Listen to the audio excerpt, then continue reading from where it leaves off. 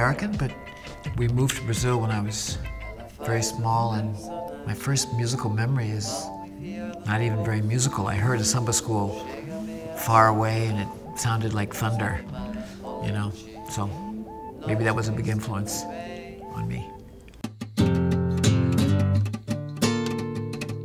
Yeah, I've been in a lot of bands.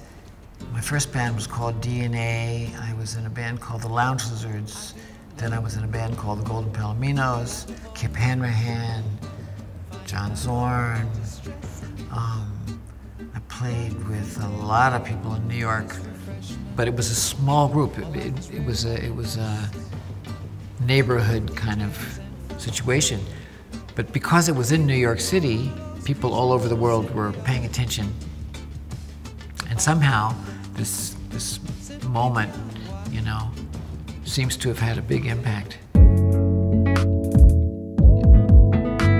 I'm a student of just one master.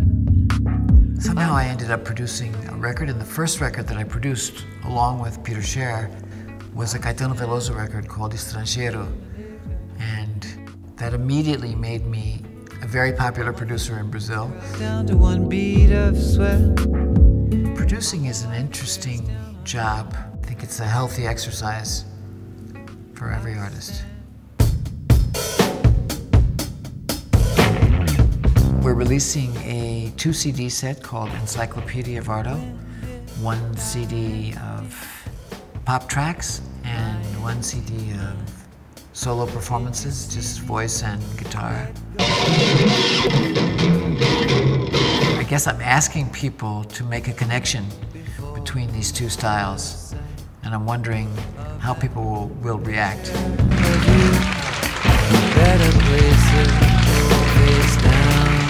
The cover of my CD, those are pictures of my dad that he took in college with his friends, and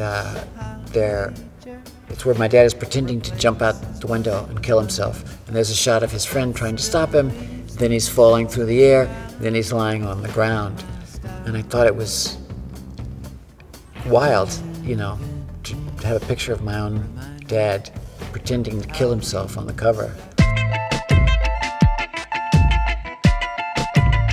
It's possible to think about music as a kind of translation between two ways of being, or to think about music as a way of getting somewhere, you know, because music is sound and sound is moving air. I'm just trying to think of a way to define music as movement. Ela é mestre da arte de ser atriz, dona do jogo, da verdade e do fingimento.